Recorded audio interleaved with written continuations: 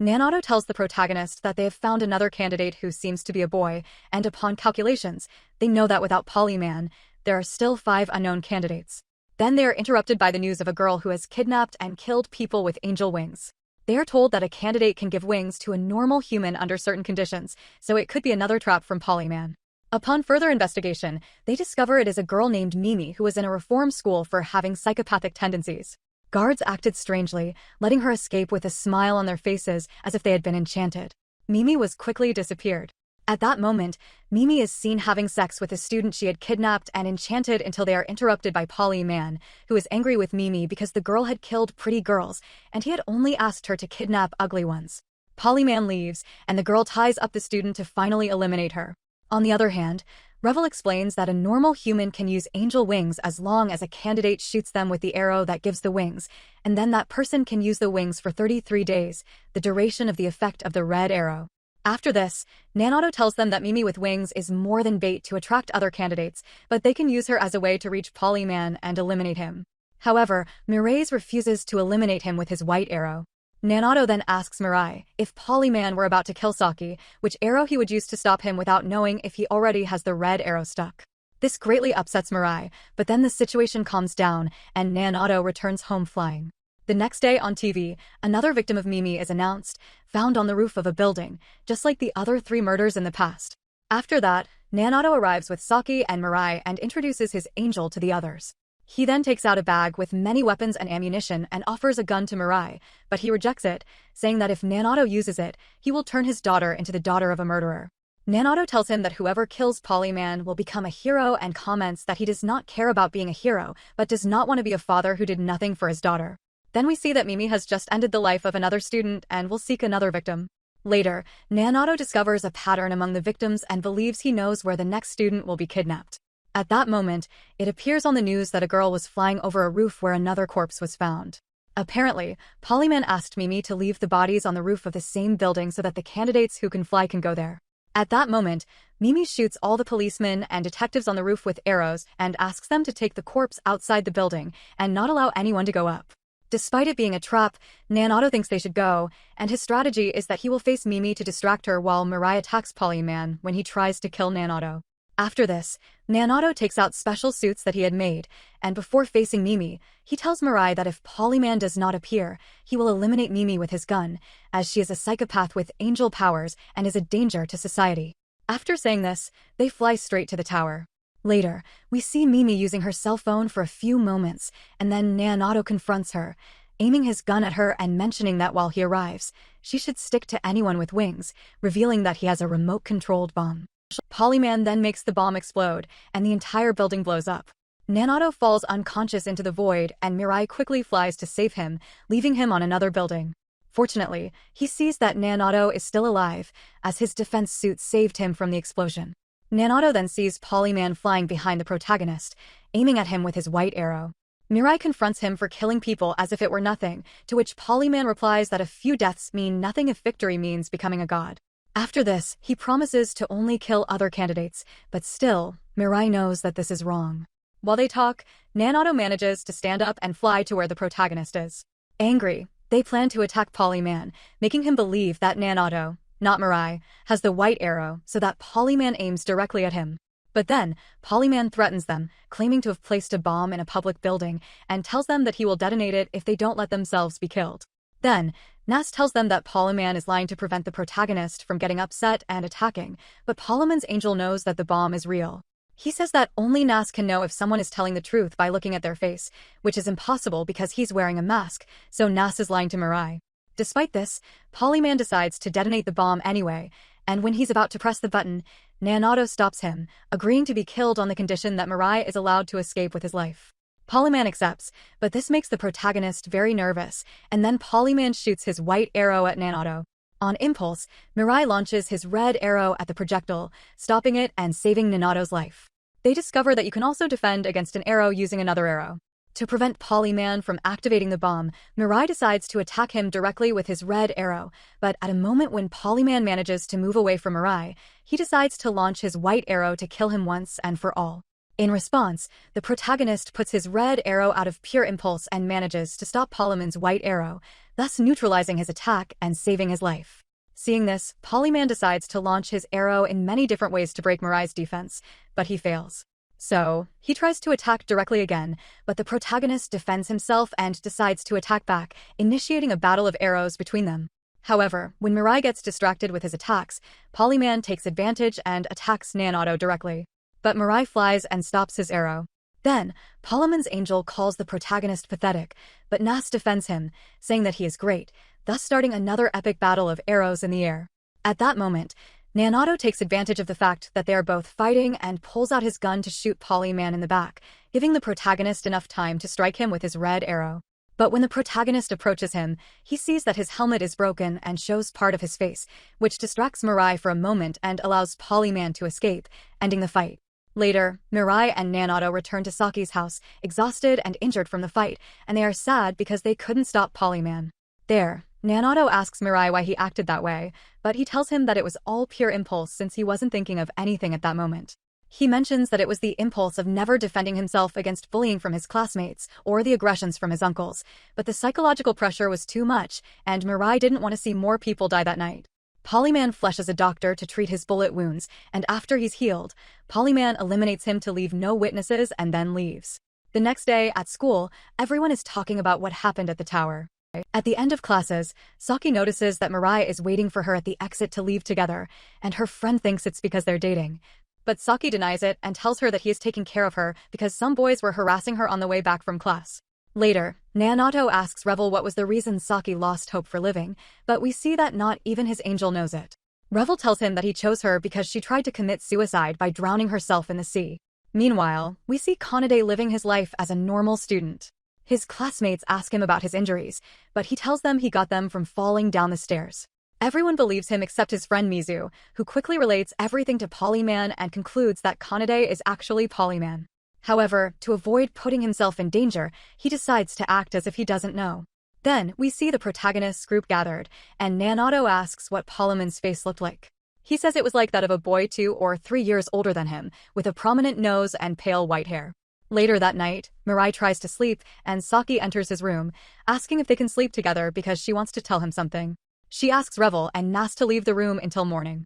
At the same time, Nanauto arrives home, and his wife asks him to tell her the truth. He responds that he is facing an evil that wants to destroy the earth without giving further details. After that, he says goodbye and goes to sleep. On the other hand, when Saki and the protagonist lie down together, she hugs him and tells him she wants to die. She confesses that she was his childhood friend who had promised to always support him but ended up abusing him and not supporting him when his family died. She also admits to mocking him along with all the other kids at school. She tells him that on the day of the recording, she went to find him to return the 4-leaf clover he gave her when they were kids and to apologize, but ended up witnessing Mirai's suicide attempt. This guilt made her lose the will to live, and she felt great relief knowing that the planet was still alive. After that, she asks the protagonist to kill her for her sins, but instead of answering, Mirai takes her hand and flies away with her, then lets her go and holds her with only one hand. She tells him that if she is going to die, she prefers the protagonist to kill her. Then her hands get tired, and Mirai ends up letting go of Saki, but just as she's about to fall, she grabs onto the protagonist again, telling him it was a lie and that she didn't want to die. She apologizes many times, and Mirai, now calmer, tells her there's nothing to forgive, saying it with a smile. Mirai then takes Saki back to her house, and they sleep separately. The next day, Nanauto speculates about Polyman's identity, and Saki says she wants to help, surprising Mirai and Nanauto with her attitude. She changes the subject, saying the room is too small, and in the morning, she used a red arrow to get a larger and better headquarters. She mentions that she got a church in a residential area, perfect for them to gather there. Later, Polyman analyzes his last fight and concludes that Nanauto never had the white arrow, and that Mirai was the one who had it. Back with the protagonist's group, they brainstorm ways for Saki to also have wings, but none of their ideas seem good. Then, Revel suggests a way to get wings, saying he needs to rise to the first rank. After this, Revel asks Barrett how to do it, and she tells him that if he gains more knowledge than her, he will surpass her in rank and will be able to rise. At night, Nanauto spends time with his family and has a conversation with his daughter, where he discovers that she found the wedding dress he had made for her. Innocently, she tells him that there was no reason to make it so soon and that it would be better to do it when the time came. He agrees and hugs her. Later, Nanato goes to the room where his dresses were and starts crying on the floor because he knows he won't live long enough to see her wearing them. Several days later, a mysterious candidate threatens a man with a red arrow pierced through him, and the man points a katana at him, urging him to tell the truth despite the power of the arrow. On the other hand, the protagonist and his group visit the church they bought, and Nanato gives Sakio his own suit. After this, Saki explores the church and finds Revel in a room with a lot of bubbles, which he says are celestial scriptures and the memories of the gods and angels that once existed. He is studying them to rise in rank and give wings to Saki. Saki then shows her suit to the protagonist and Nanato, and they're impressed by its cute cat style. At that moment, a red arrow appears in the sky and heads towards Saki. The protagonist jumps in to protect her, but Nanato tells them to calm down as it's one of his arrows. He explains that someone who was pierced by the red arrow has been eliminated. Nanato then asks Mirai to accompany him, so they put on their suits and fly quickly. Later, they discover that the person who died was a detective who knew Nanato's identity, putting him and his family in danger. They go to Nanato's house and find nobody except a boy with a katana waiting for them. The protagonist shoots his red arrow at him, but the green and pink-haired boy escapes, flying to an abandoned amusement park where Nanato's family was being held captive. He reveals that the mysterious boy's name is Haim and that he was born ugly and poor. His father abandoned him when he was a child, and his mother did adult jobs, living under a bridge in a hut. One day, returning from work delivering newspapers, he found his mother dead by suicide. Overwhelmed, he attempted suicide as well but was approached by an angel who offered him to become God. He used his red arrow on girls to make them love him but still wasn't satisfied with his appearance until he saw Polyman on the news, considering him an idol. He then used his red arrow to pay top surgeons to make him handsome and exercised to resemble Polyman, believing there was a perfect man beneath that suit. His angel advised him to stay away from Polyman, who planned to kill all the candidates, but he decided to help him regardless. He then investigated further and managed to find Polyman's identity. Using his red arrow, he sends a student from his school to speak with him in his place, and to leave no evidence, Polyman kills a girl with his white arrow. At the meeting place, Polyman sends a double who resembles him to speak on his behalf as he doesn't trust Haim much. Eventually, Haim tells him that the reason he's seeking him out is that for him, he is a hero and wants to be his slave. Polyman tells him he'll create a cage and that he must imprison at least one candidate there if he wants to become his slave, and this is how we return to the present. There, Haim informs Polyman that he has already baited Nanato's family into the cage, meaning Nanato's family is already inside. Haim tells Polyman that he has used 13 arrows and asks if he wants him to shoot one at the mother, but Polyman suggests using that arrow on a candidate instead. Meanwhile, at the church, we see Nanato is very angry and frustrated. He receives a call from Polyman instructing him to go to the amusement park. This prompts Nanato to run from the place, and since Saki doesn't have wings, Mirai asks her to stay at the church. This makes Saki feel powerless for not being able to help, and Revel, seeing this, strives even harder to absorb knowledge faster. At the park, Nanato finds his family in the cage and immediately enters it without hesitation. There, Haim tells the protagonist it's a trap and Nanato won't be able to leave. Nanato removes the ribbons from his wife's hands, and she tells him she loves him. Hearing this, Haim contemplates the meaning of love. At that moment, Mirai takes out his white arrow and aims it at Haim, then fires it without aiming to try to make him flee instead of killing him, thus rescuing him from the candidate's trap. Nanato tries to shoot at the walls, but it doesn't work. Polyman orders Haim to stand on Mirai's side so they can surround him, threatening to kill Nanato with his white arrow. To stop him, Mirai decides to voluntarily enter the cage and asks Nanato to take his family and fly in circles with the wings to dodge any arrow attacks. Polyman tells Haim they just need to wait until they tire themselves out, and he asks why Nanato fell into the trap without thinking, to which Polyman responds it's because of his love for his family. However, this makes Haim doubt it as he has never experienced being loved by anyone. After this, Polyman asks him to let him know when they stop because he plans to leave, as he's afraid of being with Haim. He feels affected by Polyman's distrust but has no choice but to wait. Later, we see Mirai and Nanato flying in circles nonstop all afternoon. To deceive Haim, Nanato says they're about to leave the cage, then they start increasing their speed, and in a burst of light, they disappear instantly. Polyman tells Haim they just kept quiet to make them think they escaped. Haim believes it and stays to wait. A whole day passes, and even the angels are no longer there, making Haim doubt if they're still there. Meanwhile, we see Saki feeling powerless for not being able to help, and Revel gets sad for not being able to rise in rank, starting to cry. His tears float in the air, which he finds very strange since an angel had never shed tears for a human before. Thanks to this horrible experience, he rises to the first rank and can finally offer wings to Saki, allowing her to fly to the amusement park. There, she hides from Polyman's cameras to shoot her red arrow at Haim, and we see that she succeeds, thus creating a conflict between Saki's love and her idol, Polyman. She struggles to try to alert Polyman that Haim has been hit, but stops every time she looks at Saki. At that moment, Polyman asks what's happening, to which Haim tells him he needs to go to the bathroom and if he can replace him for a moment. After this, he leaves his communicator and flies straight to Saki to introduce himself as Haim. There, Saki tells him she wants him to release her friends, and Haim says he would do anything for her, and if that would make her happy, he would do it. He then hits his katana against the glass repeatedly until it begins to break. Suddenly, a man, a woman, and a child with masks fly in alongside Polyman. Nanato then sees the crack in the ceiling and uses his pistol to break it and escape. Once free, Saki safely secures Nanato's family, and the final fight between Polyman and the protagonist is about to begin. At that moment, Haim asks Saki if she wants him to kill Polyman, to which she says yes. But before attacking, the three of them decide to use the red arrow to prevent anyone else from manipulating them. Then, the man named Ryo aims his machine gun at Saki, but Haim defends her, saying he will fight in her place, thus starting an aerial combat between swords and guns. However, since the wings are faster than the bullets, they are easily dodged until Ryo pulls out a bazooka and fires at Haim from behind, destroying an electric tower. He thinks he has defeated Haim, but he unexpectedly reappears behind him to attack him with the katana. Fortunately, Ryo manages to dodge the attack and another chase begins. Taking advantage of Ryo being distracted fighting Haim, Saki and Mirai trap him using their wings and then throw him onto a pickup truck so that Haim can attack him with his katana from below. There, Haim cuts off Ryo's right arm and then lets him fall straight to the ground. Then, the girl named Fu threatens them with releasing a deadly virus that can spread through the air and kill thousands of people. She reveals that the poison will be released if she dies and plans to take her own life if they refuse to be injected with a poison that disintegrates humans. Polyman says Mirai should be the first, so without any other choice, the protagonist descends to the Ferris wheel where Fu was. Seeing this, Saki becomes distressed because she doesn't want to see the protagonist die, but he is slowly moving towards his possible death without anyone being able to stop him until he finally faces Fu. She points the syringe at him and brings it closer to his arm. At this moment, Saki couldn't take it anymore and tried to stop her, but Haim stopped her for her own good. Then, we see the needle trying to pierce the protagonist's suit, but it fails.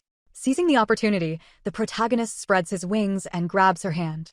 In response, she threatens to release the virus manually, but Mirai continues to hold her hand. Then, she decides to release the virus, but when everyone thought it was the end, Mirai pulls out his white arrow and plunges it into the virus, exterminating it instantly, as it was apparently a virus created from human cells. Now, we see Fu being trapped by the protagonist, and Nanato tells him to eliminate her, but Mirai is conflicted with his morals as he doesn't want to be a murderer. Taking advantage of the situation, Nanato takes Ryo's machine gun and aims directly at Fu. At that moment, Polyman takes out his 2 arrows and shoots them at the protagonist. Fu takes advantage and throws venomous syringes at the same time so that the protagonist cannot escape. But at that moment, Saki flies in front of Mirai to receive the attack and Polyman's white arrow suddenly stops in front of Saki. Then he heads towards Mirai again. The protagonist stops him with his red arrow, but now the syringes are going in Saki's direction. Seeing this, Haim, guided by the love of the red arrow, takes his katana and cuts the cables of the 2 syringes, and is about to stop the third and final syringe, but fails. The needle keeps going towards Saki, so he has no choice but to cover her with his arm, receiving the poison directly into his body and saving Saki from imminent death. Slowly, Haim begins to feel the effects of the poison, melting part by part and dying slowly. Fu also dies by Haim's katana, and after this, 2 angels take their souls to heaven. Nanato begins to cough as cancer seems to be ending his life, and he drops the weapon and falls to the ground. Polyman takes advantage to shoot his white arrow at Nanato, but Mirai flies quickly to save him, taking him out of the shooting range. Then Polyman asks the boy with a mask named Suzuki to fight, but he refuses and flies away. Seeing this, Polyman decides to face the protagonist directly. There, Mirai tells him not to kill him and that he will expose him to the law to be imprisoned, and for that, he will use his red arrow to remove his wings and arrows. But Polyman directly threatens to end his life. After this, he proposes a face-to-face fight where the winner will be the one who shoots his arrow first at the other, and suggests adding rules to this duel. He tells the protagonist to choose them, and Mirai proposes shooting in turns and moving their feet off the ground, where one attacks and the other dodges. On the ground, Nanato asks Mirai to let him kill Polyman with his own hands if he shoots him with the red arrow. After this, Polyman suggests starting the duel with a coin toss, but as he throws it, he distracts the protagonist and quickly shoots his white arrow. Mirai uses his red arrow and defends himself from the attack. After this, Polyman warns him that he has to move forward, and Mirai takes a few steps and then shoots his red arrow, but Polyman deflects it effortlessly with his white arrow. He tells the protagonist that there is nothing he can do that he hasn't already thought of. Nanato responds that Polyman already thinks he's a god. Polyman remembers a moment with his younger sister where he gave her a rose garden, and she said he was like a god because he always fulfilled her wishes. Apparently, they both came from a wealthy family, and Polyman seems to have an obsession with his sister's purity and beauty, protecting her from the outside world and people with less money, showing that for him, having money and being beautiful is the basis of happiness. But one day, his sister told him that a boy had confessed to her, and she planned to go out with him because she liked him a lot. This made Polyman very tense because he thought his sister's innocence and purity would be tarnished with this. In response, Polyman tells her it's too soon to have a partner and disagrees, but his sister defends herself, saying he's a good boy. Seeing his brother upset, and after that, she tries to leave, but Polyman grabs her arm, hurting her. Then, in a struggle, his sister accidentally stumbled and fell from a great height in the rose garden. Seeing this, Polyman runs to her and takes her in his arms. She tells him she feels fine but dizzy. After that, her eyes darken, and she loses her life due to a brain injury. Then Polyman thinks about calling the police, but stops to think that if she dies at that moment, she will remain beautiful and young. Days passed, and a funeral was held. Polyman decides to take the body, consult with a doctor on how to preserve a human body, and then preserve his sister's remains to keep them intact. But seeing her like that, he ends up breaking down in tears, and in a guilty impulse, he takes out a knife and tries to cut his neck with the idea of going to the other world with his sister. But the event is interrupted by the angel who would make him a candidate and save his life. Don't forget to subscribe to watch the next part. I'll be waiting for you in the next video. See you.